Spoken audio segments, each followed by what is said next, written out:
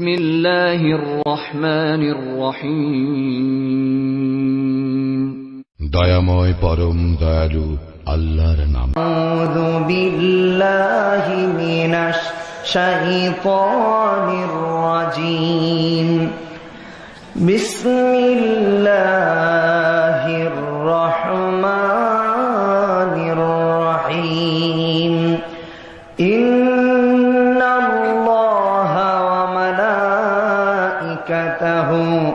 ইউসাল্লুনা আলান নবী يا أيها الذين آمنوا صلوا عليه وسلموا تسليما সবাই নামাজের দুরূদ পড়েন। আল্লাহুম্মা সাল্লি আলা মুহাম্মাদিন ওয়া আলা আলি মুহাম্মাদ কামা সাল্লাইতা আলা ইব্রাহিম وعلى آل إبراهيم إنك حميد مجيد اللهم بارك على محمد وعلى آل محمد كما باركت على إبراهيم وعلى آل إبراهيم إنك حميد مجيد محبتের সাথে পড়ি বালাগাল উলা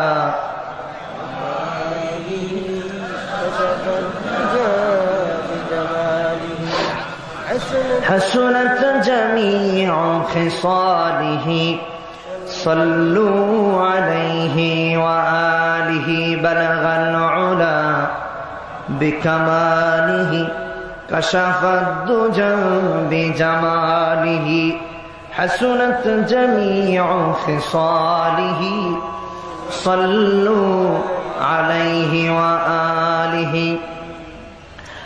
আরবের বুকে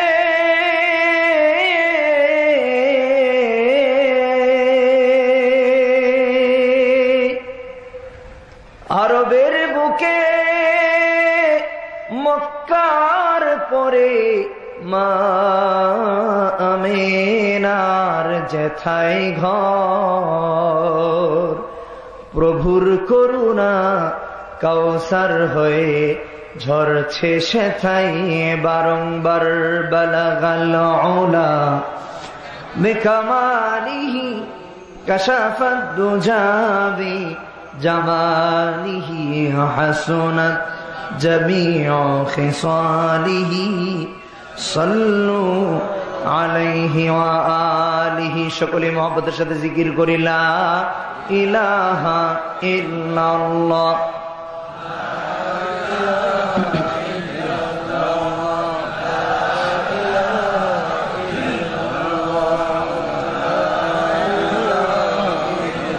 লা ইলাহা ইল্লাল্লাহ লা ইলাহা ইল্লাল্লাহ লা ইলাহা ইল্লাল্লাহ লা ইলাহা ইল্লাল্লাহ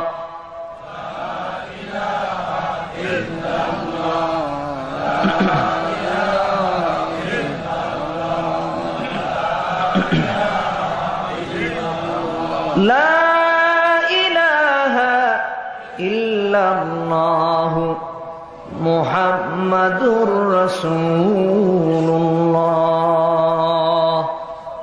সাল্লাল্লাহু আলাইহি ওয়াসাল্লাম। আমানতু বিল্লাহি সাদাকাল্লাহু মাওলানাল আযীম ওয়া সাদাকা রাসূলুহুন নাবিয়্যুল কারীম ওয়া নাহনু আলা যালিকা মিনাশ শাহিদিন ওয়াশ শাকিরিন ওয়ালহামদুলিল্লাহি রাব্বিল আলামিন। সকলে একবার আল্লাহর কাছে সাহায্য চেয়ে নেই। সবাই বলুন রব্বি জিদনি ইলমা। সবাই পড়েন রব্বি জিদনি ইলমা। অনেকে পড়তেছে রব্বি জিদনি ইলমা, এটা তো কোরআনের আয়াত। রব্বি জিদনি ইলমা, রব্বি ইশরাহ লি সাদরি ওয়া ইয়াসসির লি আমরি ওয়াহলুল উকদাতাম মিন লিসানি ইয়াফকাহু কওলি। আল্লাহ পাক আমাদেরকে আজকের এমন একটা মাহফিলে নিয়ে আসছেন। মহতি জলসা ঘোড়াশাল সমাজ কল্যাণ পরিষদের উদ্যোগে আয়োজিত 5 দিন ব্যাপী আজকের এই মাহফিলের তাফসীরুল কোরআন মাহফিলের অত্যন্ত শ্রদ্ধাভাজন সভাপতি, উপস্থিত হযরত উলামায়ে কেরাম, বিশেষভাবে বিভিন্ন মসজিদ থেকে ছুটে চলে আসা ইমাম ও খতিববৃন্দ, আমার সামনে সমবেত শ্রোতা মণ্ডলী ও আমার পর্দার আড়ালের মা বোনেরা, সকলকে আন্তরিক অভিনন্দন ও মোবারকবাদ জানাই। সাথে সাথে আল্লাহ পাকের দরবারে অসংখ্য অগণিত শুকর আদায় করছি যে মহামুনিব, আপনার আমার সৃষ্টিকর্তা, আসমানের মালিক, জমিনের মালিক, চন্দ্র সূর্য তথা গোটা পৃথিবীর মালিক, মহব্বত করে ভালোবেসে আপনাদেরকে আমাদেরকে এখানে আসার তৌফিক দিলেন। সেই মুনিবের দরবারে শুকর আদায় করে উঁচু আওয়াজে জবান খুলে দিয়ে হৃদয় থেকে, হৃদয় নিংড়ানো সুর আর কণ্ঠে সকলে শুকর আদায় করে বলি আলহামদুলিল্লাহ। আল্লাহ তাআলা যদি তৌফিক আমাদেরকে না দিতেন তাহলে আমরা আজকে এখানে সমবেত হতে পারতাম না। পারতাম না। আমাকে আজকে একটি বিষয় দেয়া হয়েছে, সূরা মুমিনুন 18 নম্বর পারাতে কোরআনে কারীমের এই সূরাটি প্রথম পৃষ্ঠাতেই আছে। কোরআনের সূরার ধারাবাহিকতায় সূরাটি 23তম। এই সূরাতে 118টি আয়াত আছে। এই সূরার কয়েকটা মুমিনের গুণাবলী নিয়ে ইনশাআল্লাহুল আজিজ, আল্লাহ যদি তৌফিক দান করেন, আলোচনা করব। থাকবেন না ইনশাআল্লাহ? ঈমান অর্জন করেছেন একটা মুমিনের চরিত্র কেমন হলে পরে আল্লাহ তাআলা তাকে কামিয়াব করে দেন, সে সফল কাম হয়ে যায়। শুধু সেই দৃষ্টান্তটাই আপনাদেরকে আমার বোঝানোর ইচ্ছা, আর কিছু না।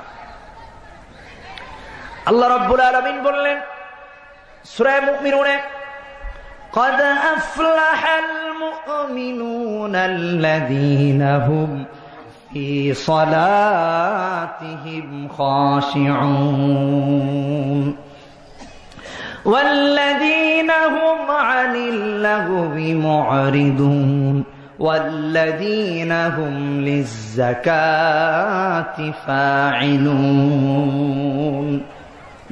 আল্লাহ রাব্বুল আলামিন এই সূরা মুমিনুনের ভিতরে মুমিন নরনারীর জন্য কয়েকটি গুণাবলীর কথা উল্লেখ করেছেন। কোন মুমিন নরনারী, কোন মুমিন পুরুষ আর মুমিনা নারী যদি এই গুণাবলীগুলোকে মানে, আল্লাহ রাব্বুল ইজ্জত ওয়াল জালাল ওই মুমিন নরনারীর জন্য ইহকাল এবং পরকালে কামিয়াবি আর সফলতার সার্টিফিকেট দিয়ে দিয়েছেন। সুবহানাল্লাহ। আল্লাহ পাক সার্টিফিকেট দিয়ে দিয়েছেন সূরা মুমিনুন। আল্লাহ পাক কোরআনে কারীমের ভিতরে বলছেন, قد أفلح المؤمنون الذين هم في صلاتهم خاشعون। মুমিনরা কামিয়াব হয়ে যায়, সফল কাম হয়ে যায়। সুবহানাল্লাহ। সফল কাম হয়ে গেল। সুবহানাল্লাহ। এই সফলতা কি সফলতা বুঝেন? ইসলামী খুতুবাতে 14 নম্বর খণ্ডে আল্লামা তাকি উসমানী খুব সুন্দর এক্সাম্পল এনেছেন, দৃষ্টান্ত এনেছেন। আমার বন্ধুগণ, দুনিয়াতে আপনি আমি পরীক্ষা দিই। আজকেও তো 8ম শ্রেণীর পরীক্ষার্থীদের রেজাল্ট বের হয়েছে, ঠিক কিনা? হয়েছে কি হয় নাই? এটা কোনো কামিয়াবি নয়, এটা সাময়িক কামিয়াবি। কিন্তু এই মুফলিহনের কামিয়াবি এমন কোন কামিয়াবি নয়। এই কামিয়াবি এমন কামিয়াবি, এই কামিয়াবি যদি আপনি আর আমি অর্জন করতে পারি তাহলে আল্লাহর জান্নাতেও কামিয়াবি হয়ে যাব। সুবহানাল্লাহ। আল্লাহ রাব্বুল আলামিন যেমনি ভাবে এখানে বললেন, ঠিক তেমনি ভাবে আল্লাহ তাআলা সূরা বাকারাতে 5 নম্বর আয়াতে বলছেন, উলাইকা আলা হুদাম মির রাব্বিহিম ওয়া উলাইকা হুমুল মুফলিহুন। ওই সমস্ত মানুষগুলা যে আল্লাহর উপর ঈমান এনেছে, নবীকে মেনেছে, তাওহীদে বিশ্বাসী হয়েছে, আখিরাতকে বিশ্বাস করে, তাকদীরকে বিশ্বাস করে, সমস্ত ফেরেশতাদেরকে বিশ্বাস করে, আল্লাহ পাক যে সমস্ত আসমানি কিতাবাতে নাজিল করেছেন সবকিছুকে বিশ্বাস করে, আল্লাহ পাক বলছেন উলাইকা হুমুল মুফলিহুন, ওরা কামিয়াব। সুবহানাল্লাহ। আমার বন্ধুগণ, কেমন কামিয়াবি? এটা কোন দুনিয়ার কামিয়াবি নয়। সাকসেসফুল দুনিয়ায় হয় এরকম সাকসেসফুল নয়। এই কামিয়াবি এমন কামিয়াবি আল্লাহ পাকের তরফ থেকে যদি এই কামিয়াবি কোনো মুমিন পেয়ে যায়, এই মুমিন কবরেও কামিয়াব হয়ে যায়। কোন সুবহানাল্লাহ। হাসরের ময়দানে কামিয়াব হয়ে যায়, এই মুমিন পুলসিরাতে কামিয়াব হয়ে যায়, সর্বোপরি আল্লাহর জান্নাতের উঁচু মাকামে অধিষ্ঠিত হয়ে যায়। এই হচ্ছে এই ফালাহ। এটা দুনিয়ার ফালাহ নয়, এই ফালাহ হচ্ছে এই ফালাহ। দেখেন না মুয়াজ্জিন সাহেব এই মসজিদে আজানের জন্য ডাকে না? ডাকে কি ডাকে না? হাইয়া আলাল ফালাহ,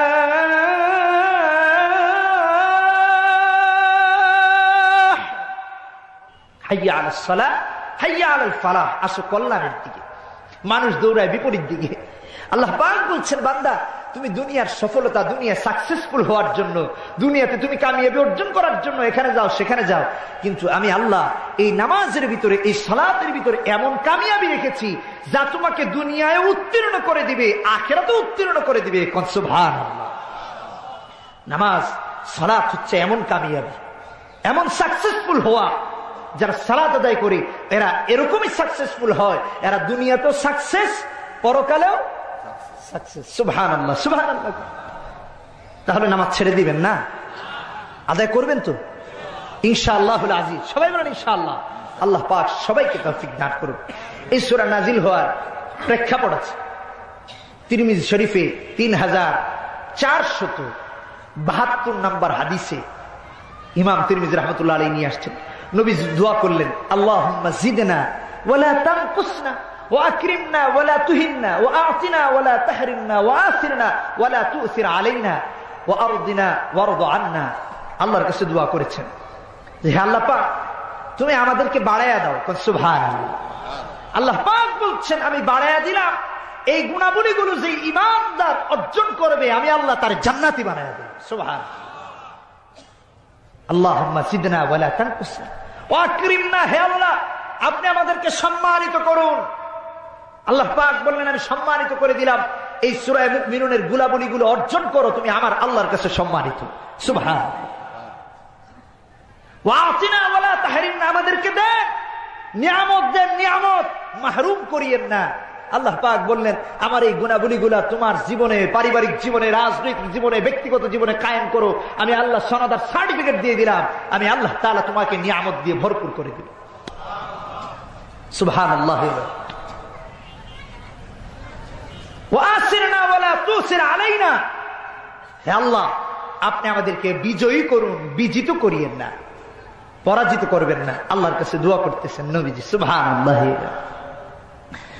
আমার বন্ধুগণ, আল্লাহ রাব্বুল আলামিন সূরা মুমিনুন নাজিল করে ঈমানদারদেরকে সবক দিয়ে দিলেন। এই কোরআনে কারীমের সূরা মুমিনুনের গুণাবলীগুলা যেই মুমিন পুরুষ, মুমিনা নারী অর্জন করবে, আমি আল্লাহ পাক তুমি নবীজি যা যা দোয়া করেছো সেগুলা তো দিবই দিবই, আমি আল্লাহ তাকে এমন ভাবে সফলতা দিয়ে দিব, আমার আল্লাহর ওই বান্দার বান্দি দুনিয়াতেও কামিয়াব, পরকালেও কামিয়াব হয়ে আমার আল্লাহর জান্নাতুল ফিরদাউসের বাসিন্দা হয়ে যায়। এর পরবর্তীতে আল্লাহ তাআলা রেজাল্ট দিচ্ছেন, জান্নাতুল ফিরদাউসের কথা বলছেন, সে আলোচনায় একটু পর যাচ্ছে। আমার বন্ধুগণ, গুণাবলীগুলো কি আল্লাহ পাক আস্তে আস্তে করে এক এক করে গুণাবলীগুলো উল্লেখ করলেন। আল্লাহ পাক বলছেন আল্লাযীনা হুম ফি সালাতিহিম খাশিউন, যেই মুমিন নামাজের ভিতরে খুশু আর খুজু অর্জন করেছে। কথাটা বুঝে আসছে? কোন মুমিন কামিয়াব হয়েছে? যেই মুমিন, যে ঈমানদার, নর নারী, নরনারী, যে ঈমানদার মেল ফিমেল, যে ঈমানদার পুরুষ এবং মহিলা এই গুণ অর্জন করেছে, নামাজ আদায় করেছে এভাবে খুশু এবং খুজুর সাথে। সুবহানাল্লাহ।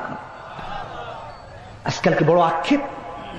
আগে তাহলে আপনাদেরকে খুশু কাকে বলে এবং খুজু কাকে বলে এটা বুঝিয়ে দিই, তারপরে আপনারা বুঝতে পারবেন। মা বোনদের বুঝার দরকার আছে। নামাজ আদায়ই করে যায়, কিন্তু নামাজ কিভাবে আদায় করতে হবে জানি না। আল্লাহ পাক বলে দিচ্ছেন নামাজ কিভাবে আদায় করতে হবে। সুবহানাল্লাহ।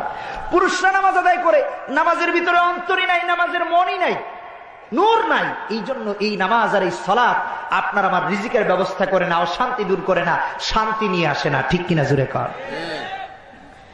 আমার ভাইরা, যদি নামাজের মাধ্যমে রিজিক অর্জন করতে চান, হালাল রিজিক উপার্জন করতে চান, ব্যবসায় যদি বরকত করতে চান, আল্লাহ পাকের তরফ থেকে যদি সাহায্য পেতে চান, আল্লাহ রাব্বুল আলামিন বলছেন, বান্দারে তুমি খুশু এবং খুজুর সাথে নামাজ আদায় করো, আমি আল্লাহ রাব্বুল ইজ্জত ওয়াল জালাল তোমার রিজিকের মধ্যে বরকত থেকে নিয়ে তোমার সমস্ত কিছুর সাহায্য আমার আল্লাহর আসমান থেকে আমি করব। কোন সুবহানাল্লাহ। খুশু আর খুজু একটা হচ্ছে খ শিন ওয়াও আইন, কথাটা বুঝে আসছে। আর আরেকটা হচ্ছে খুজু খ সদ দদ, বুঝেন তো, দদ দদ ওয়াও আইন। শাব্দিক পার্থক্য বললাম। আর্থিক পার্থক্য কি, অর্থগত পার্থক্য কি? খুজু হচ্ছে নামাজের বহিরাগত সমস্ত কিছুকে আল্লাহর সামনে সুপর্দ করে দেওয়া। কোন সুবহানাল্লাহ। কিভাবে করবেন মুসলমানেরা খুজু অর্জন করবেন? কিভাবে? নামাজ আদায় করতে যাওয়ার আগে, সালাত কায়েমের আগে সুন্দরভাবে পবিত্রতা অর্জন করে নেন। ঠিক কিনা জুড়ে কর। নামাজ আদায় করতে যাবেন, কাপড় সুন্দর করে পরিষ্কার পরিচ্ছন্ন কাপড় পরে তারপরে মালিকের দরবারে গিয়ে দাঁড়ায় যান। ঠিক কিনা জুড়ে কর। সুন্দর অঙ্গভঙ্গি বানিয়ে আল্লাহর সামনে নামাজে দাঁড়ান। নামাজের ভিতরের ছাড়া, অভ্যন্তরীণ ছাড়া, আন্তরিক আল্লাহর সামনে উৎসর্গ করা ছাড়া বাহিরের যা কিছু আছে, হাত পা থেকে নিয়ে দৃষ্টি যা কিছু আছে, ওযু আছে, পবিত্রতা আছে, সমস্ত কিছুকে আল্লাহ রাব্বুল আলামিনের সামনে সমর্পণ করে দেওয়ার নাম হচ্ছে খুজু। কোন সুবহানাল্লাহ। আর আপনি যখন খুজু অর্জন করার সাথে সাথে নামাজে গিয়ে দাঁড়িয়ে গেলেন, সালাতে দণ্ডায়মান হয়ে গেলেন আল্লাহর সামনে, তখন আপনার জন্য প্রয়োজন হচ্ছে খুশু অর্জন করা। খুশু খুশু খুশু কি? আত্মার সমস্ত চিন্তা চেতনা, আত্মাকে আল্লাহর দিকে মনোনিবেশ করা। কথাটা বুঝে আসছে? হাতকে খুজু, কথাটা বুঝেছেন তো? খুজু আগে যেটা বললাম, তার মানে নামাজে দাঁড়ায় দাঁড়ায় পিঠ চুলকাবেন না, এই চুলকাবেন না, সেই চুলকাবেন না, টুপি ঠিক করবেন না। কথাটা বুঝে আসছে? কতজন আবার মশাও মারে, নিচে মশা মারতেছে নামাজের ভিতর। এটা হচ্ছে খুজু বহির্ভূত কাজ। এটা হচ্ছে নামাজের অঙ্গ প্রত্যঙ্গ নাড়াচড়া করা, এই করা সেই করা, অস্থির করে ফেলা, এগুলো হচ্ছে খুজু বহির্ভূত কাজ। আপনি যখন সবিনয়ে আল্লাহর সামনে সবকিছুকে উৎসর্গ করার নিমিত্তে নিজে আত্মসমর্পণ করে দাঁড়ালেন, আপনার সবকিছু, হাত নড়বে না, পা নড়বে না, অস্থির হয়ে যাবেন না, একাগ্র চিত্তে আল্লাহর সামনে দাঁড়াইলেন, আপনার অঙ্গ প্রত্যঙ্গকে অস্থির না করে স্থির করে আল্লাহ পাকের সামনে নিয়ে দাঁড়ালেন। এটা হচ্ছে খুজু। কথাটা বুঝে এসেছে? খুশু হচ্ছে নামাজে দাঁড়াইছেন, এখন মন দৌড় দেয় আরেক দিকে। কোথায়? কারো মন দোকানে যায়, কারো মন যায় চাকরিতে। কি ঠিক কিনা জুড়ে কর? আর যদি ইমাম হয় আমার মতো সলিমউদ্দিন, তাইলে তো অবস্থা খারাপ। ঠিক কিনা জুড়ে কর? কেন এই কথাটা বললাম? আমার জীবনে বাস্তব অভিজ্ঞতা আছে। প্রতিটা মসজিদের ইমামদেরকে গোলাম বানায় রাখা হয়েছে। আমার কথার সাথে আপনারা একমত নয়? হ্যাঁ, আমি চ্যালেঞ্জ করলাম আজকের এখান থেকে। প্রতিটা মসজিদের ইমামদেরকে স্বাধীনতা দেওয়া হয় নাই, সেক্রেটারি সভাপতি সাহেবের গোলাম বানায় রাখা হয়েছে। আল্লাহর কসম, এটা ইমামতি নয়। তুমি মসজিদের টাকা ইমাম সাহেবকে দাও, আল্লাহর ঘরের টাকা দাও, আর তুমি সভাপতি আর সেক্রেটারি হয়ে তার গোলাম বানায় রাখছো। খবরদার, এটা করা জায়েজ নাই। জায়েজ? ইমামকে পূর্ণ স্বাধীনতা দিতে হবে, কথা বলার স্বাধীনতা দিতে হবে, নামাজের স্বাধীনতা দিতে হবে। ইমাম সাহেব খুশু আর খুজুর ব্যাখ্যা করতেছি, কথা মনে রাখেন মিয়ারা। বর্তমান প্রেক্ষাপট অনুযায়ী তফসির করতেছি, খালি আদি যুগের তফসির করলে হবে না। ঠিক কিনা জোরে কর? তাহলে সমসাময়িক প্রেক্ষাপট সম্পর্কে কে আলোচনা করবে? এগুলো ধরায় দেওয়ার দরকার আছে না নাই? ইমাম সাহেব ছুটি চাইছে সেক্রেটারি সাহেবের কাছে। সেক্রেটারি সাহেব, আমার আহলিয়া অসুস্থ, ওয়াইফ অসুস্থ। বুঝলেন না এই কথাটা? তাকে ডাক্তারের কাছে নিয়ে যেতে হবে। সেক্রেটারি সাহেব বলল, আপনার মন চাইলে চাকরি করেন, না মন চাইলে কালকে গাড়ি নিয়ে যান। নাউজুবিল্লাহ বলেন। আপনার স্ত্রী যখন অসুস্থ হন, আপনি ঢাকা শহরের অত্যাধুনিক সর্বাধুনিক হাসপাতালে ভর্তি করার জন্য টাকা নাই, সময় নাই, সব উৎসর্গ করে দেন। আরেকজন ইমামের স্ত্রী, ইমামের মা যখন অসুস্থ হয়, কোন লম্পট ছাড়া বাধা দিতে পারে না। ঘুষের টাকা, মদের টাকা, এই সেই সুদের টাকা খাইতে খাইতে সব শেষ। নাউজুবিল্লাহ বলেন। ইমাম সাহেবকে ছুটি দেওয়া হলো না, স্ত্রী অসুস্থ, বেচারা হাসপাতালে নিয়ে যাবে। হতে পারে তার স্ত্রীর সন্তান সম্ভবা, মেডিকেল চেক আপ করাবেন, তাকে ছুটি দেওয়া হয়নি। ইমাম সাহেব গিয়ে এশার নামাজে দাঁড়াইছে, কি করছে? এখন চিন্তা করতেছে যে হায় রে কপাল, আমার বউর অবস্থাটা হবে কি? খুশুর ব্যাখ্যা বুঝেছেন? মন তো এখানে নাই, মন চলে গেছে হাসপাতালে। হায় হায়, ডাক্তার তো কালকে ছাড়া ডাক্তারকে পাওয়া যাবে না। কারণ আপনারা সবাই জানেন, যারা নামি দামি ডাক্তার, এদেরকে আগে থেকে সিরিয়াল নিয়ে রাখতে হয়। মিসআন্ডারস্ট্যান্ডিং হলে পরে বা আবার 2-3 মাস, কারো সিরিয়ালের জন্য 6 মাস অপেক্ষা করতে হয়। ঠিক কিনা জোরে কন, আরো জোরে কন, ঠিক কিনা? এখন ইমাম সাহেব নামাজে গেলেন, যাওয়ার পর চিন্তা করতেছেন, আমার মা তো অসুস্থ, আমার চাকরি বড় না মার খেদমত বড়? মায়ের খেদমত বড়। বুখারী শরীফের কিতাবুল আদাব দেখে নিবেন, কিতাবুল আদাব দেখে নিবেন। 5970, 71, 72, 73 নাম্বার হাদিসে রাসূলুল্লাহ সাল্লাল্লাহু আলাইহি ওয়াসাল্লাম, আজকের এটা বিষয় না, জাস্ট প্রাসঙ্গিক হিসাবে বলতেছি, মায়ের আর বাবার অধিকার দুনিয়ার সব কিছু থেকে আল্লাহ তাআলা বেশি দিয়েছেন। ঠিক কিনা জোরে কর? ইমাম সাহেব নামাজে গিয়ে দাঁড়াইলো, আবার চিন্তা করতেছে, আহারে কপাল, আমি তো অর্থনৈতিক অবস্থায় এত স্বাবলম্বী নয় যে চাকরিটা ছেড়ে চলে গেলেও সমস্যা। ঠিক কিনা জোরে কর? এখন নামাজ পড়াইলো সবাই নিয়ে, মনে চিন্তা রইল স্ত্রীর, মনে চিন্তা রইল মায়ের, মাকে ডাক্তারখানায় নিয়ে যাব, হাসপাতালে নিয়ে যাব। কিন্তু সভাপতি সেক্রেটারি সাহেবের সামান্য সামান্য আনকেয়ারফুল হওয়ার কারণে, অসতর্কতার কারণে ইমাম সাহেবের নামাজ গেল শেষ হইয়া।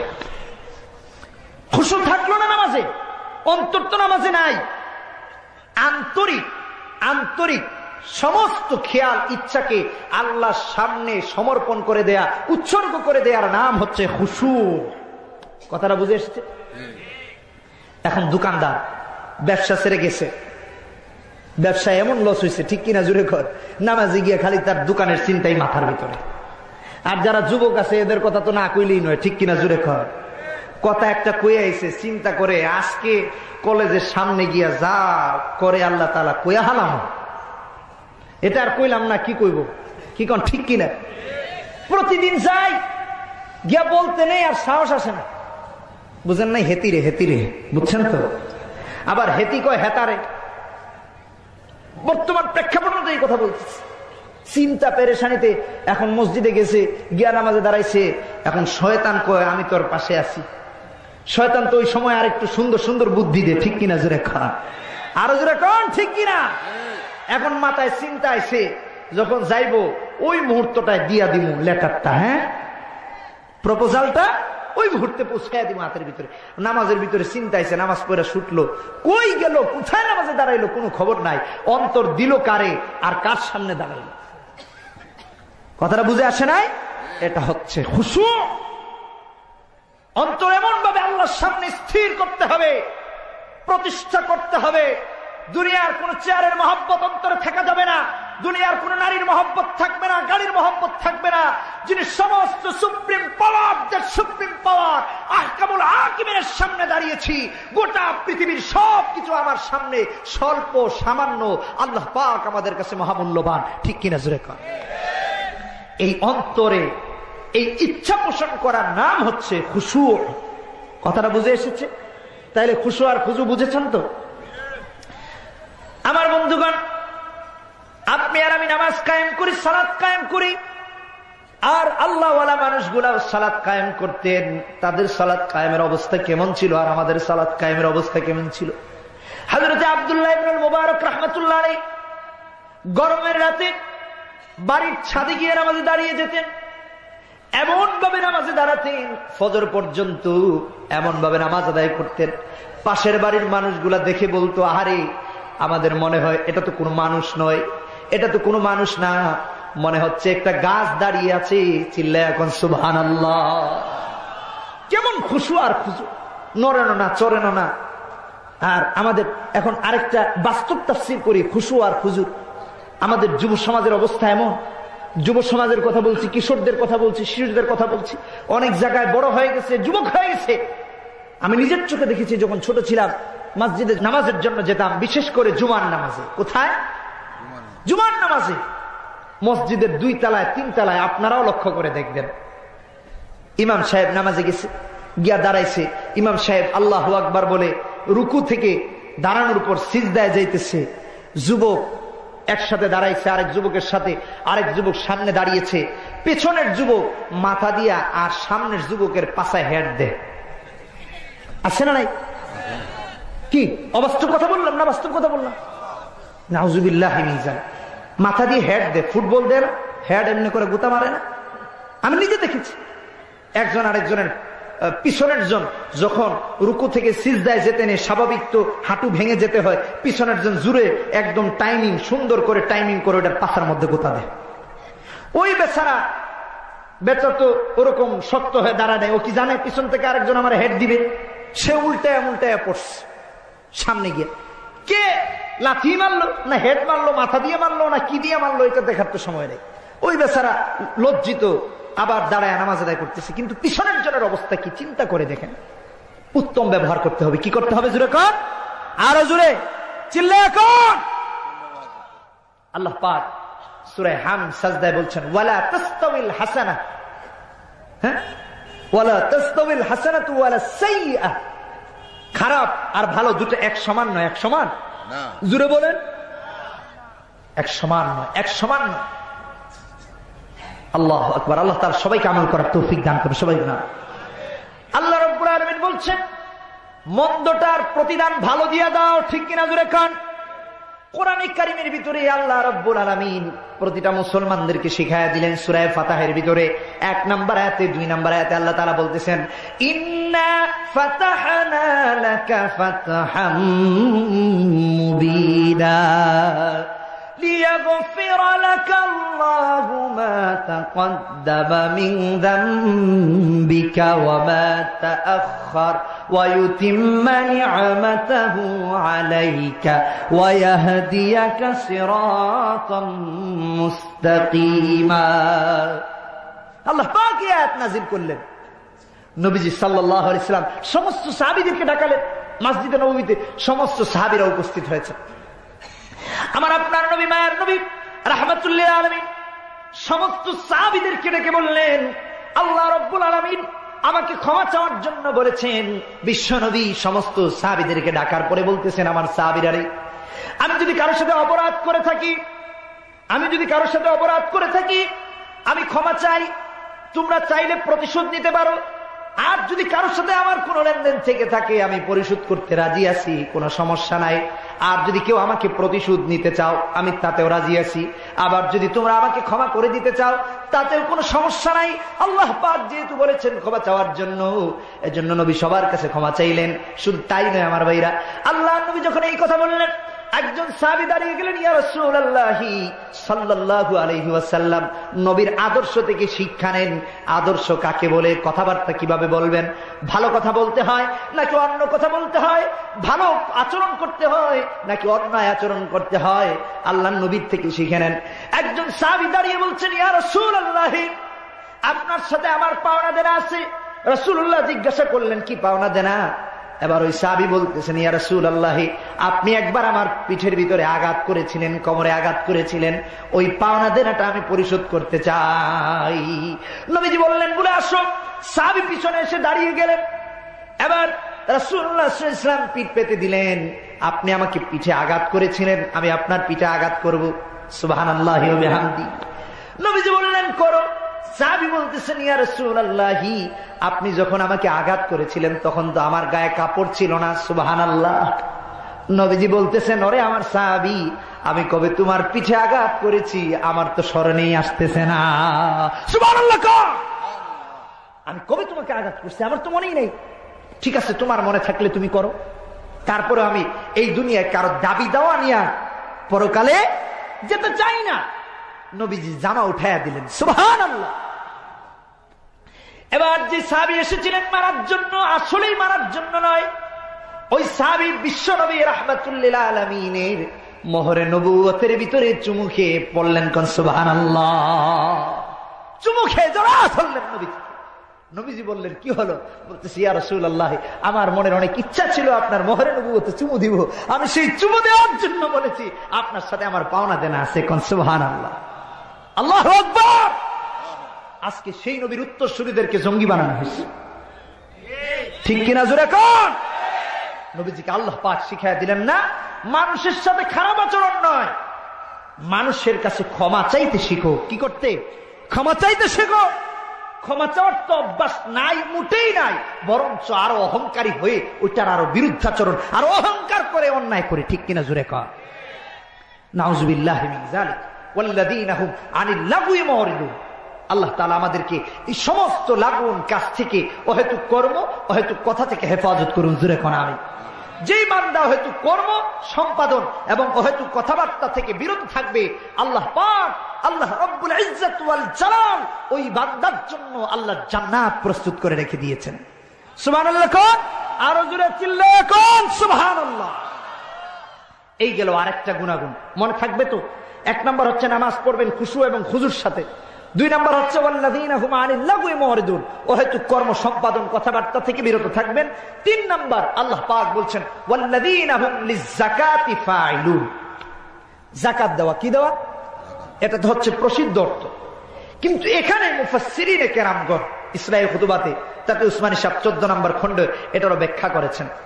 189 নাম্বার পৃষ্ঠা, 89-90 এই পৃষ্ঠাগুলোতে হবে 14 নম্বর খণ্ডতে। কিভাবে করলেন? মুফাসসিরিনে কেরামগণ বলেন এই যাকাতের দুইটা অর্থ। কয়টা অর্থ? জোরে কোন?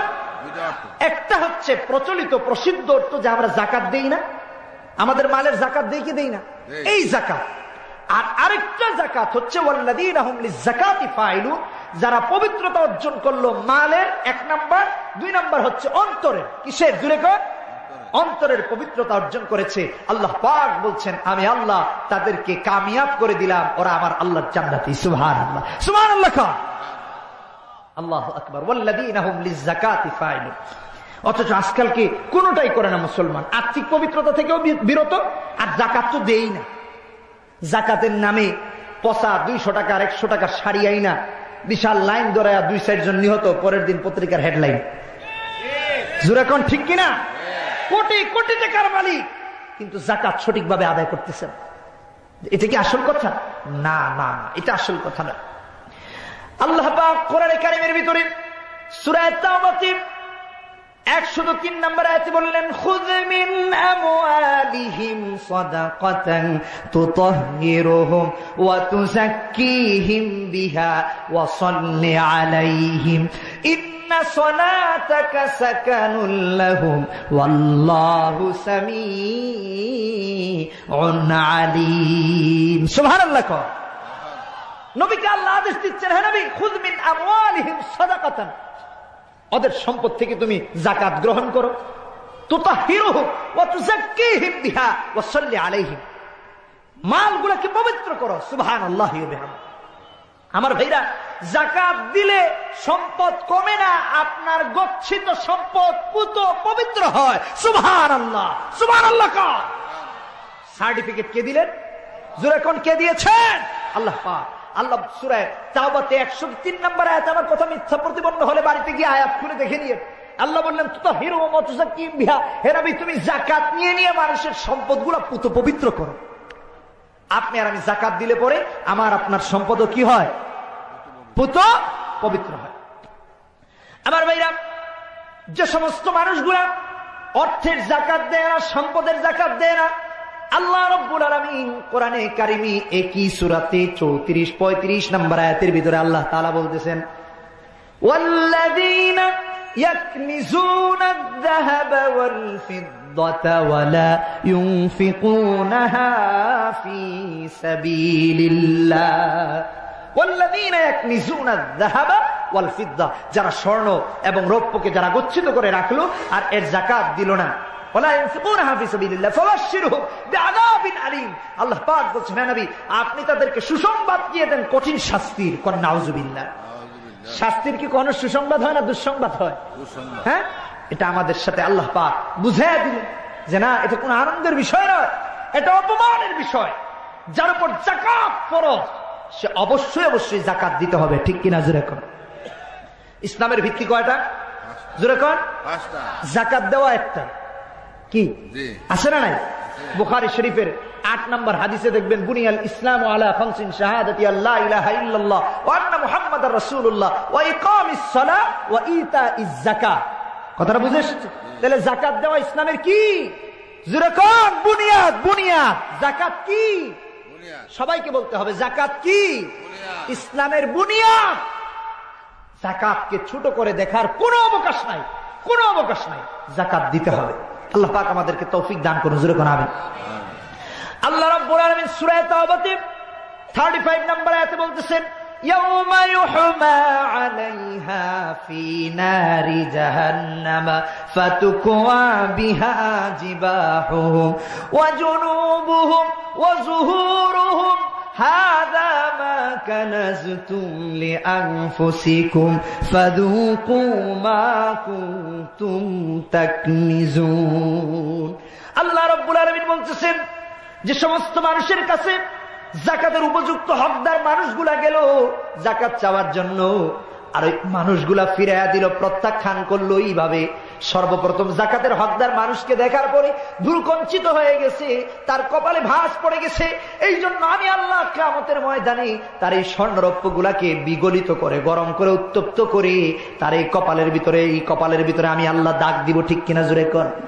তারপরে যখন সে পার্শ্ব পরিবর্তন করে যেতে লাগলো, মুখ ফিরিয়ে যখন চলে যাচ্ছে, এজন্য আমি আল্লাহ পাক তার ডান পার্শ্ব দেশে ওইগুলা গলিয়ে ছেঁকা দিব। নাউজুবিল্লাহি মিন যালিক। যখন পৃষ্ঠ প্রদর্শন করে চলেই গেল, এজন্য আমি আল্লাহ পাক তার ওই স্বর্ণ রৌপ্য গুলাকে আগুনের ভিতরে, জাহান্নামের আগুনে গরম করে, উত্তপ্ত করে তার পিঠের ভিতরে ছেঁকা দিব। নাউজুবিল্লাহি মিন যালিক। ফাতুকওয়া বিহা জিবাহুহুম ওয়া জুনুবুহুম ওয়া যুহুরুহুম হাযা মা কানাজতুম লিআনফুসিকুম ফাযুকু মা কুনতুম তাকনিজুন। আমার ভাইরা, আল্লাহ রাব্বুল আলামিন স্মরণ করায় দিবেন, এই দুনিয়ায় তুমি এই স্বর্ণ মুদ্রার জন্য, এই রৌপ্যের জন্য তুমি এত কুরবানি করেছো, শ্লীলতা নয় অশ্লীলতার পদক্ষেপ অনুসরণ করে পরে এইগুলা কামাইলা। আমি আল্লাহ পাক দেখো আজকে তোমাকে এই স্বর্ণ মুদ্রাকে অশ্লীল ভাবে, অন্যায় ভাবে, অপবিত্র পন্থায় গচ্ছিত রাখার কারণে আমি আল্লাহ পাক তোমার এই সম্পদ দিয়ে আজকে তোমাকে শাস্তি দিতেছি। এই যে দেখো তোমার সম্পদ। নাউজুবিল্লাহ। আল্লাহ পাক এভাবে শাস্তি দিতে থাকবেন। নাউজুবিল্লাহ মিন যালিক। আচ্ছা, দ্বিতীয় অর্থ হচ্ছে আত্মিক পবিত্রতা। কিসের? আত্মিক। যাকাত মানে একটা হচ্ছে অর্থকে পবিত্র করা, আর একটা হচ্ছে অন্তরকে পবিত্র করা। কি পবিত্র করা? কেন? কোরআনেই তো আছে। কোরআনে আছে না? আল্লাহ পাক সূরা আলা 87 নম্বর সূরা কোরআনে কারীমের, সাব্বিহিসমা রাব্বিকাল আলা, এই সূরায় বলেছেন না, ক্বাদ আফলাহা মান তাযাক্কা ওয়া যাকারা ইসমা রাব্বিহি ফাসাল্লা বাল তুসিরুনাল হায়াতাদ দুনিয়া ওয়াল আখিরাতু খায়রু ওয়া আবকা ইন হাযা ফিল উলা সুহুফি ইব্রাহিম ওয়া মূসা। আমার বন্ধুগণ, অন্তরকে পবিত্র করতে হবে। ঠিক কিনা জোরে কোন? কেন অন্তরকে পবিত্র করবেন?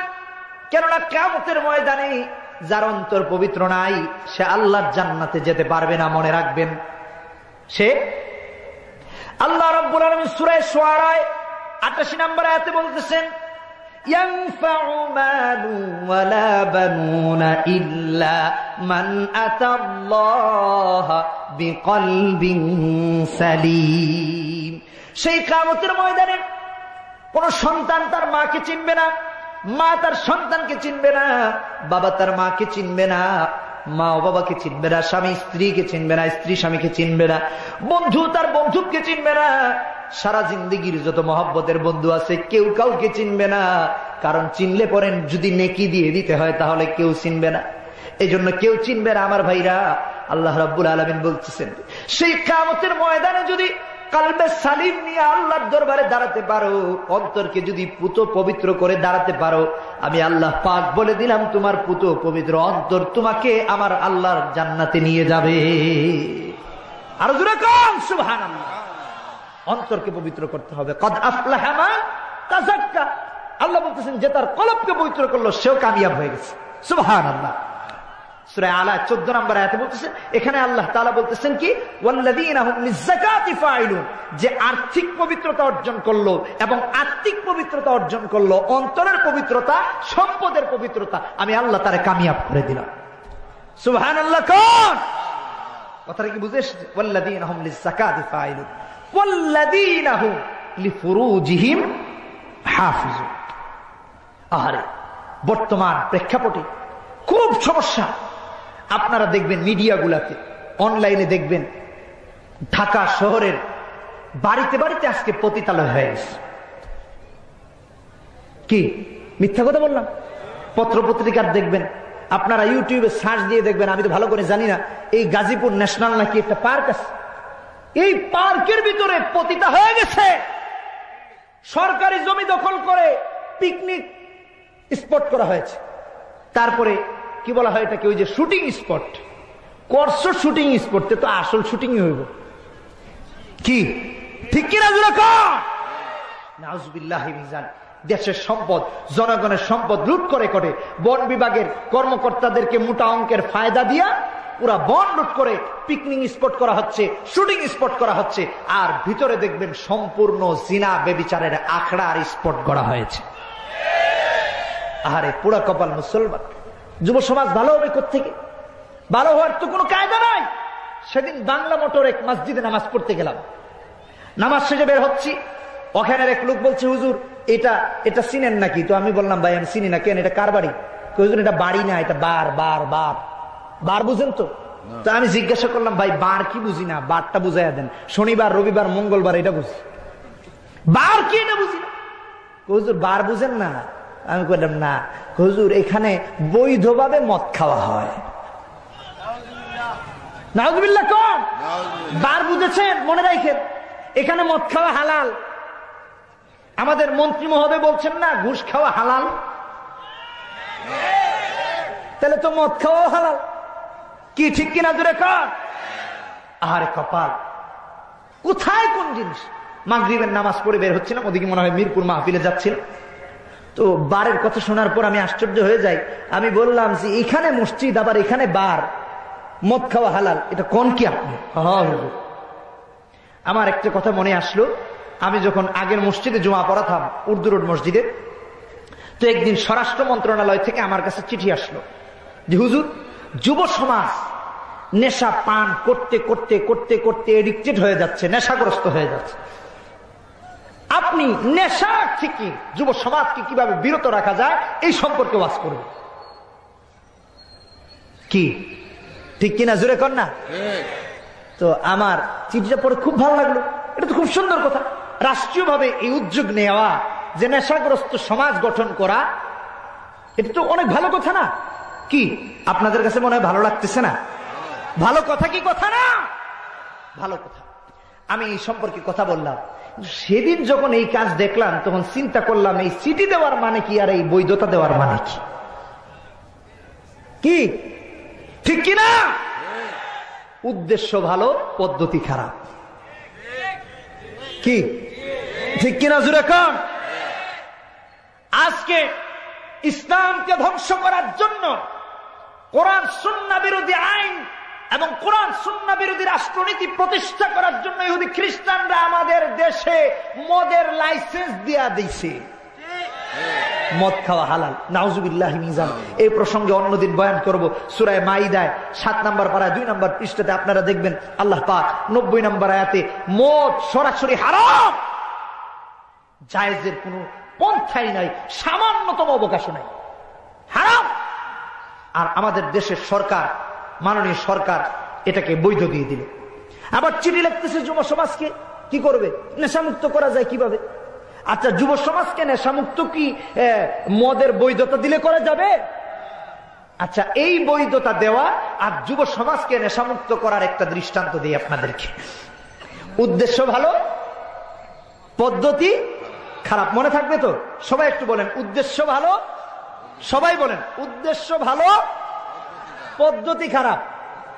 মনে রাখবেন, উদ্দেশ্য ভালো, সমাজকে নেশামুক্ত করা, পদ্ধতি খারাপ, সমাজে মদের বৈধতা দেওয়া।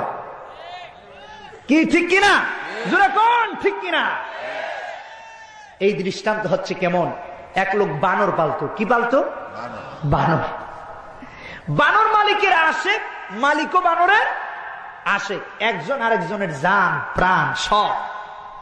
একদিন মালিক ঘুমাইতেছে, বানর পাশে গিয়ে দেখতেছে মালিকের ঘুম ডিস্টার্ব হচ্ছে একটা মাছি তার নাকে বসার আর উঠার কারণে। মালিক ঘুমাচ্ছে, আরামের ঘুম, মাছি এসে নাকে বসে, মালিকের ঘুম ডিস্টার্ব হয়ে মালিক মাছিটাকে তাড়ায়। আবার মাছি কিছুক্ষণ পরে এসে বসে, আবার তারায় আবার এসে বসে। বানর খুব বিব্রত বোধ করছিল। বানর বলল, তোর কত বড় সাহস, তুই আমার মালিকের ঘুম ডিস্টার্ব করতেছিস। খবরদার, আর একবার যদি এসে বসিস তাহলে তোর একদিন আমার যতদিন লাগে। ঠিক কিনা? যুগের ভাষা ব্যবহার করলাম আর কি, আপনারা মনে কিছু নিয়েন না, দৃষ্টান্ত দিচ্ছি, মনে আছে তো? উদ্দেশ্য ভালো, পদ্ধতি খারাপ। বানরের উদ্দেশ্য হচ্ছে আমার মালিকের ঘুম ডিস্টার্ব করা যাবে না। উদ্দেশ্য ভালো না খারাপ? ভালো। পদ্ধতি কেমন একটু চিন্তা করতেও পারবেন না আপনারা। দেখেন পদ্ধতি কি। বানরে এসে 2-4 বার মাসিকে বাধা দিল, বলে আর আইস না, তাইলে কিন্তু তোর জান থাকবে না। মাসি কার কথা শুনে আর বানরই বা কারে কয়ে? কে কার কথা শুনে? ঠিক কিনা জোরে কর।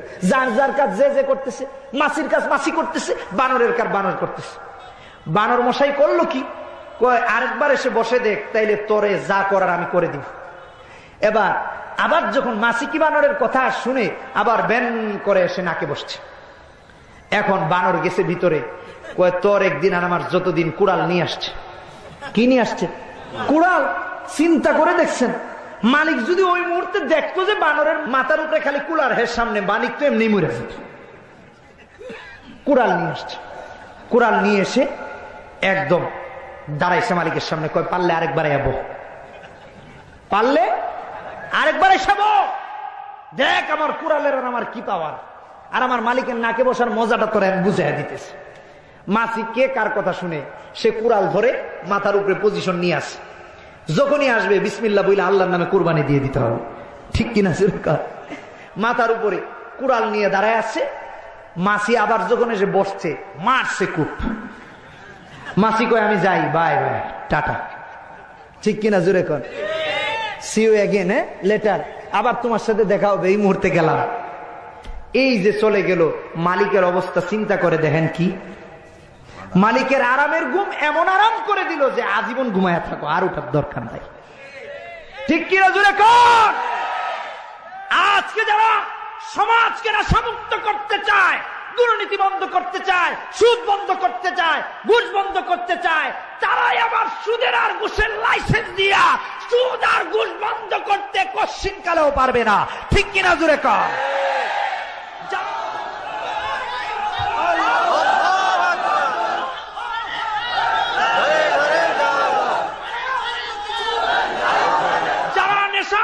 সমাজ গঠন করতে চায়, সমাজের রাষ্ট্র ব্যবস্থা কায়েম করতে চায়, তারাই যখন আবার মদের লাইসেন্স দিয়ে দেয়, আল্লাহর কসম যতদিন দুনিয়ার বুকে কোরআন আর হাদিসের রাজ কায়েম হবে না, ততদিন নেশা মুক্ত সমাজ গঠন করা যাবে না, যাবে না, যাবে না। ঠিক কিনা জোরে?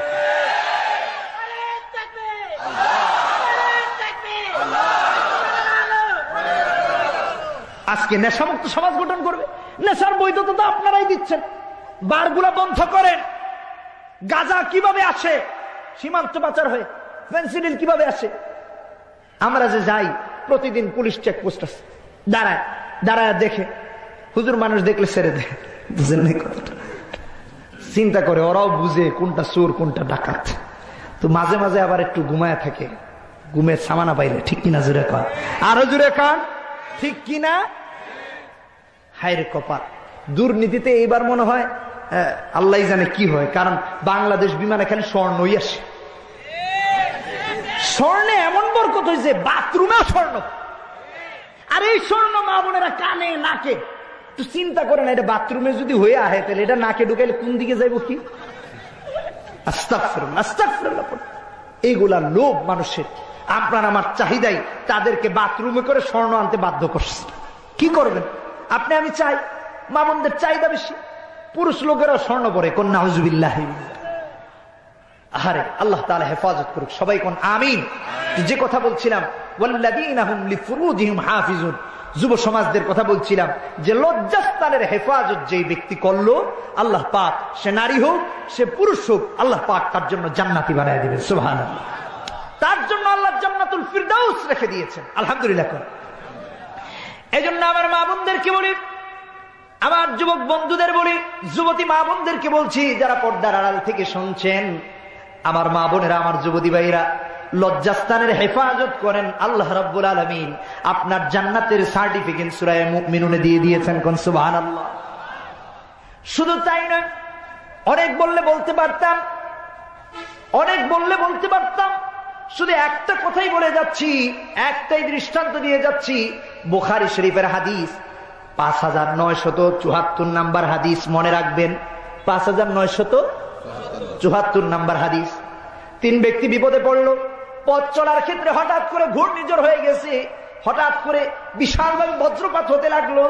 3 জন আশ্রয় কোথায় নিবে? গর্তের ভিতরে ঢুকেছে।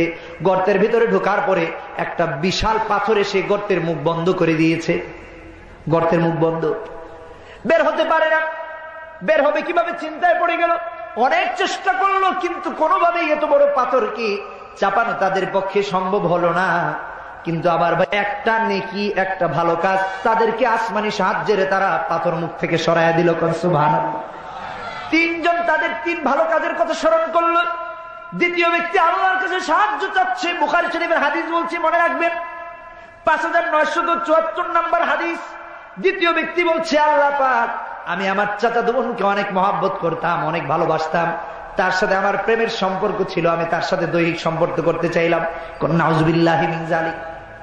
কিন্তু সে কোনোভাবেই আমার এই আবেদনকে রাজি করলো না, আবেদনে রাজি হলো না, নাকচ করে দিল।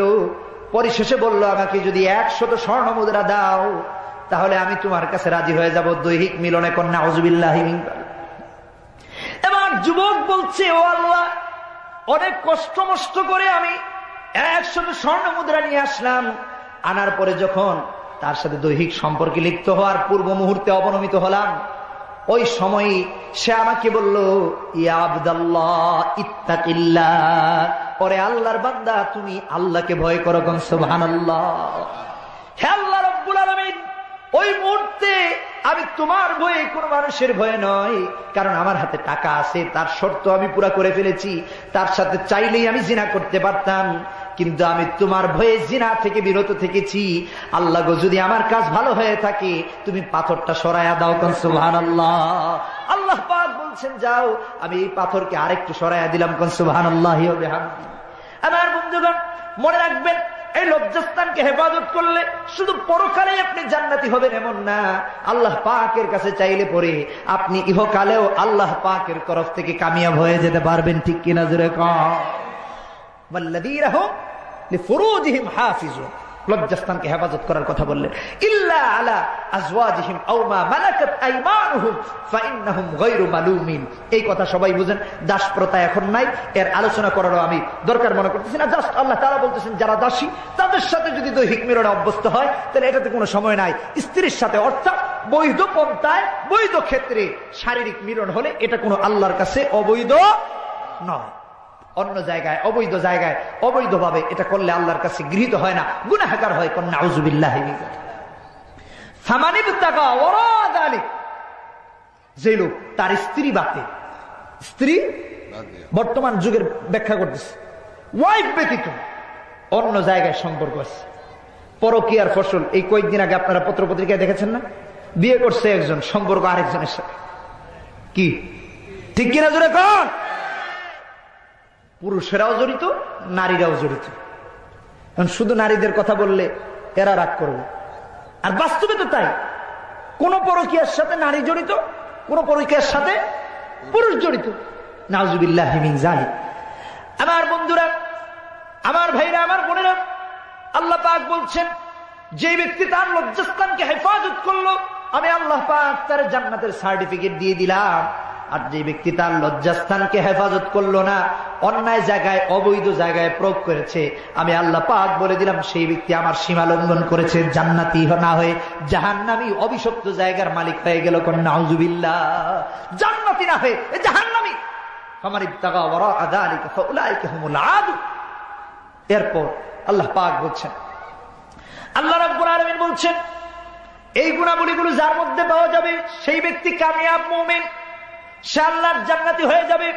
আল্লাহ পাক বলছেন, ওয়াল্লাযীনা হুম লিআমানাতিহিম ওয়া আহদিহিম রাউন। ওয়াল্লাযীনা হুম লিআমানাতিহিম ওয়া আহদিহিম রাউন। আজকে বড় আক্ষেপের সাথে মনে করতে হয়, আমানত আর ওয়াদার আজকের সমাজে কোনো দামই নেই। জনগণের সম্পদ সরকারের কাছে আমানত, আর সরকার নির্বাচনের আগে ওয়াদা করে এই ব্রিজ, এই কালভার্ট, অমুক তমুক সব হয়ে যাবে। এই ওয়াদার জিন্দেগিতেও পালিত হওয়া লাগে? জুড়ে কর, লাগে না। আমার আপনার সম্পদ আমানত, এটা কোথায় ব্যয় হচ্ছে? নাউজুবিল্লাহি মিন যালিক। এই শীতের রাতে আমার ফেসবুক পেজে, আমার ফেসবুকে একটা পেজ আছে, হয়তো বা এখানে অনেকজন লাইকও দিয়েছেন, রাফি বিন মনির স্পেস ছাড়া সার্চ দিলে পাবেন। আমি গতকালকেও পোস্ট করেছি, জামালপুর থেকে মাহফিল থেকে আসতেছি, রাস্তা দেখা যায় না, রাস্তায় দাগ নাই। যেই দেশে আদালত করে বিচার করা হয় 14,000 কোটি টাকা দিয়ে এয়ারপোর্টের নাম পরিবর্তন করা হয়, সেই দেশে কি রাস্তায় ডাক দেওয়ার টাকা নাই? আজকে একজন ছোট্ট বাচ্চাকে, ওই যে কয়েকদিন আগে পাইপে পড়ে গেছিল, জিহাদ নাম, তাকে বাঁচানোর জন্য এত চেষ্টা করা হলো। হাজার হাজার মানুষ এই কুয়াশাতে রাস্তার পথ না দেখে মারা যাচ্ছে অ্যাক্সিডেন্ট হয়ে। এদের জীবনের কোনো মূল্য নাই। কথাটা কি বাস্তব না অবাস্তব? রাস্তার কোনো উন্নয়ন নাই, আছে শুধু প্রতিহিংসামূলক কাজ নিয়ে টাকা খরচ করা। জনগণের এক একটা টাকার, এক একটার পয়সার জবাব আল্লাহর কাছে দেওয়া ছাড়া জাহান্নামেও যেতে পারবে না। আল্লাহকে ভয় করুন। কারে? রাস্তায় দাগ নেই, প্রতিদিন এরকম বিড়ম্বনায় পড়ি। ওপাশ থেকে গাড়ি আসতেছে দেখা যায় না, কখনো কখনো রোড আউট হয়ে গিয়ে রাস্তা থেকে গাড়ি নেমে যায়, এরপরে টের পাই যে না রাস্তায় নাই গাড়ি, নামছে নিচে। আচ্ছা বলেন তো দেখি, এই গাড়িটা যদি খাদে পড়ে তাহলে কি অবস্থা হবে? মানুষ বাঁচবে? রাস্তায় রং দেওয়ার টাকা নাই সরকারের কাছে, কিসের কর দেন আপনারা? কিসের ট্যাক্স দেন? ব্যবসার? নাউজুবিল্লাহি মিন যালিক। নাউজুবিল্লাহ বলে। আল্লাহ সরকারকে সঠিক বুঝ দান করুক। সবাই কোন আমিন। গরিব দেশ, এটা টাকা হাসি তামাশার খেল তামাশা করে অপচয় করার কোন সুযোগ নাই। আজকে না হয় একদিন না একদিন জনগণের কাছে বিচার দিতে হবে। দেখেন না, বিরোধী দলীয় নেত্রী না কি যেন খালেদা জিয়া, ওই জিয়া কি মামলার হাজিরা দিতে দিতে অস্থির। হ্যাঁ, এই সুযোগ সবার বেলায় আসবে কি আসবে না? কোন যে করবে তার ঘাড়ে আল্লাহ চাপায়া দিবেন। মনে রাখবা, আজকের দুর্নীতি আরেকদিনের জুতার মালা হয়ে তোমার গলায় আসবে। আরো জুড়ে কম। নাউজুবিল্লাহি মিন যালিক। রাস্তাগুলোতে দাগ নেই, একটা দাগ দিতে কত টাকা লাগে? এলাকার চেয়ারম্যান কে, মেম্বার কে, এমপি কে? আর দাগ তোমরা দিবাই বা কি করে? তোমরা তো আরামে আর পাজারু আর বিমানে চলো, জনগণ তো রাস্তায় চলে। ওটা চললেই কি আর মরলেই তোমাদের তো কিছু আসে যায় না। জনগণের কোনো দাম নাই। এরা জনসেবা করতে নামে নাই, এরা নিজের পেটের সেবা করতে নেমেছে। নাউজুবিল্লাহি মিন যালিক। নাউজুবিল্লাহ। ইসলাম এটা শিখায় না? শিখায়। আল্লাহ রাব্বুল আলামিন বলছেন, ওয়াল্লাযীনা হুম লিআমানাতিহিম ওয়া আহদিহিম রাউন। যে ব্যক্তি তার আমানতের খেয়ানত করে নাই, আমানতের ব্যাপারে সচেতন রয়েছে, আমি আল্লাহ পাক তার জান্নাতে যাওয়ার সার্টিফিকেট আমি আল্লাহ কোরআনে কারিমের ভিতরে সূরা মুমিনুনের প্রথম আয়াতে দিয়ে দিলাম। قد أفلح المؤمنون والذين هم لأماناتهم وعهدهم راعون। যে ব্যক্তি তার আমানতের ব্যাপারে, ওয়াদার ব্যাপারে যত্নবান, আল্লাহ পাক তার জন্য জান্নাত রেখেছেন। কোন সুবহানাল্লাহ। কি বলবো ভাই, আমারও কয়েকজনের সাথে লেনদেন হয়েছে, আমার মনে হয় যে টাকা দিলে পরে এটা ওর বাপের। বুঝেন নাই? এটা আপনার না। আপনাকে চেক একটা ফি সাবিলিল্লাহ দিয়া গেল, গাড়ি পাশ হইলে কি আর না পাশ হইলে কি? চেক নিয়ে দৌড়াইতে দৌড়াইতে জুতা 3-4টা নষ্ট, চেক পাশ হয় না। 2005 সালের চেক এখন চলে 2015 সাল। কি আপনাদের সাথে মনে হয় কেউ এরকম করে না? মানে আমার সাথে করছে তো তাই বলতেছি। টাকা দেন। গেলাম টাকার জন্য। আমি বাস্তব কথা বলতে, বাস্তব দৃষ্টান্ত দিতে আপনাদেরকে ভালো পাই। টাকার জন্য টাকা চাইতে গেলাম, কি কয় জানেন? জানুয়ারি মাসের 1 তারিখে নিয়ে। জানুয়ারি মাসের 1 তারিখে গেলাম, হ্যাঁ তো ফোন ধরেই না। আমি সেই কোম্পানির নাম না হয় আজকে বললাম না, বললে অনেক বড় ক্ষতি হয়ে যাবে, বলতে চাই না। অনেক টাকার মুআমালা, খালি ডেট দে। আবার এই শ্রেণীর লোকেরা দাড়িও রাখছে, টুপিও পড়ছে। আল্লাহর কসম, যে লোক দাড়ি রেখে ওয়াদা ভঙ্গ করে, আমানতের খেয়ানত করে, এ নবীর উত্তর ছুরি নয়, এ নবীর দুশমন। তুমি কোরআনের সূরা মুমিনুনের দুশমন। আল্লাহ পাক বলছেন আমানতের মুহাফিজ হও, ওয়াদার দিকে তুমি যত্নবান হও। ওয়াদা দিলা, একজন এত কষ্ট করে গেল, যাওয়ার পরে হাসি মুখে না করে দিলা, ভাই আজকে তো পারতেছি না। চোর বাটপার এগুলা। ফোন দিলে ফোন ধরে না। আরে জগৎ কোথায় আছে, কোথায় বাস করে। আবার দেখবেন এক শ্রেণীর মানুষ, চিনতে ভুল করবেন না, দাড়ি লাগায়ও বোমাবাজি আজকে করে, ঠিক কিনা জুড়ে কন। টুপি পরেও বোমাবাজি করে, আমানতের খেয়ানত করে, মানুষের টাকা মাইরা দাড়ি টুপি পরেও আজকালকে করে, কি ঠিক কিনা জুড়ে কন। সমাজের সরল মনা মানুষ বুঝে এত মনে আল্লাহর ওলা ফেরেশতা। আরে রাফি বিন মুনিফ, হ্যাঁ, ওয়াজ করে সারা বাংলাদেশে, হেরে 5 লাখ টাকা দিলে আর কি কি খবরদার, এটা ভাইবেন না। এই প্রসঙ্গে যদি আলোচনা করতে চাই দেরি হয়ে যাবে। এরপরেরটা বলি, আমানত আর ওয়াদার ব্যাপারে বুখারী শরীফের হাদিস আসছে, 33 নম্বর হাদিস বুখারী শরীফের কিতাবুল ঈমানের ভিতরে 33 নম্বর হাদিসে ইমাম বুখারী রাহমাতুল্লাহ আলাইহি বললেন, সালাসুন ইযা হাদাসা কাযাবা ওয়া ইযা ওয়াদা আখলাফা ওয়া ইযা তুমিনা খানা। কথা বললে মিথ্যা বলে, ওয়াদা করলে ওয়াদার খেলাফ করে, আমানতের খেয়ানত করে, মুসলমান নয়, মুনাফিক। আরো জোরে কোন ঠিক কিনা। এরপর আল্লাহ পাক বলছেন, ওয়াল্লাযীনা হুম আলা সালাওয়াতিহিম ইউহাফিজুন। আমার ভাইরা, যে মানুষটা তার নামাজের ব্যাপারে মুহাফিজ হয়, ফজর জোহর আসর মাগরিব এশার ব্যাপারে যে ব্যক্তি যত্নবান হয়, আল্লাহ পাক বলছেন আমি আল্লাহ তাআলা তার জন্য আমার জান্নাতুল ফিরদাউসকে প্রস্তুত করে রেখে দিয়েছি। কোন সুবহানাল্লাহ। কেমন যত্নবান আমার ভাইরা। আজকে আজান হয়, যুবকেরা ঘুরে মাঠে যায়, অমুক জায়গায় যায়, নামাজের কোনো মহত্ব আর বড়ত্বই তাদের মধ্যে নাই। আহারে যুবক, আল্লাহর কাছে তুমি কি জবাব দিবা? আহারে যুবতী, নামাজের সময় হয়ে গেল, তুমি স্টার জলসার সিনেমা দেখার জন্য ব্যস্ত আছো, ঠিক কিনা? তোমার নামাজের কোনো খবর নাই। ফজরের নামাজ কখন যুবতী বলতে পারে না, যুবক বলতে পারে না, মা বোনেরা বলতে পারে না, কিন্তু স্টার জলসার সিরিয়াল কখন জিজ্ঞাসা করে দেখেন, এক সিরিয়ালে বলে দিতে পারে, ঠিক কিনা জোরে? আল্লাহর কসম, তোমার উপর আল্লাহর অভিশাপ, আল্লাহর লানত। মনে রাখো যুবকেরা, মনে রেখো যুবতীরা, আর যদি নামাজের ব্যাপারে যত্নবান হও, সালাতের ব্যাপারে যত্নবান হও, আল্লাহ পাক ওয়াদা করেছেন তোমার জন্য জান্নাত। হযরত আব্দুল্লাহ ইবনুল মুবারক রাহমাতুল্লাহ আলাইহি ইন্তেকাল করলেন। শুভাকাঙ্ক্ষী হিতাকাঙ্ক্ষী স্বপ্নে দেখলেন আব্দুল্লাহ ইবনুল মুবারক রাহমাতুল্লাহ আলাইহি। স্বপ্ন যুগে ভক্ত জিজ্ঞাসা করছে, হুজুর আপনার সাথে আল্লাহ কেমন আচরণ করলেন? আপনি জান্নাতে গেছেন না কোথায় গেছেন? আব্দুল্লাহ ইবনুল মুবারক বললেন, আল্লাহ পাক আমার সাথে অত্যন্ত ভালো আচরণ করেছেন, অত্যন্ত ভালো আচরণ করেছেন। আল্লাহ পাক আমার জন্য জান্নাত রেখে দিয়েছেন। কোন সুবহানাল্লাহ। আব্দুল্লাহ ইবনুল মুবারক বললেন, তবে মনে রাখবা, খেয়াল করে শুনেন, খেয়াল করে শুনেন, খুব স্পর্শকাতর কথা। আব্দুল্লাহ ইবনুল মুবারক বললেন, তবে শোনো, ওই যে আমার বাড়ির সামনে একটা কামারের ঘর ছিল, কামার ছিল, সারাদিন লোহায় বাড়াবাড়ি করত, ওই কামারের মর্যাদা আল্লাহ পাক আরো বেশি উন্নতি করে দিয়েছেন। কোন সুবহানাল্লাহ। স্বপ্ন থেকে জাগার পরে এই লোক পেরেশান হয়ে গেল। আব্দুল্লাহ ইবনুল মুবারকের যে বেশি কামারের মর্যাদা কিভাবে হয় চিন্তায় মাথায় আসে না। স্ত্রীর কাছে গিয়ে জানতে চাইল, পরে ওই কামারের স্ত্রী, তুমি একটু বলো তো দেখি, তোমার স্বামীর মর্যাদা এত বেশি করে কিভাবে হলো? সুবহানাল্লাহ। কামারের স্ত্রী বলে, আমার জানা মতো 2টা কারণ।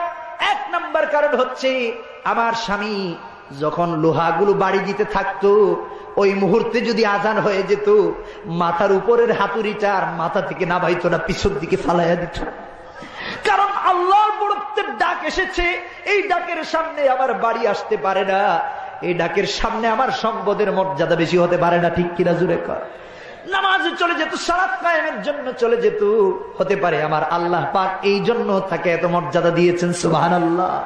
আরেকটা কাজ হচ্ছে, এই যে বাড়ির সামনে একজন শাইখুল হাদিস ছিলেন আব্দুল্লাহ ইবনুল মুবারক, রাতের বেলা গরমের দিনে এই আব্দুল্লাহ ইবনুল মুবারক যখন রাতের বেলা নামাজে দাঁড়াতেন, আমার স্বামী দাঁড়ায় দাঁড়ায় সারাটা রাত আক্ষেপ করতে থাকতেন আর আফসোস করতে থাকতেন, আল্লাহ গো, তুমি যদি আমার এইরকম অবসর দিতা, সারাটা রাত আমি তোমার সামনে দাঁড়ায় দাঁড়ায় কাটাইতাম।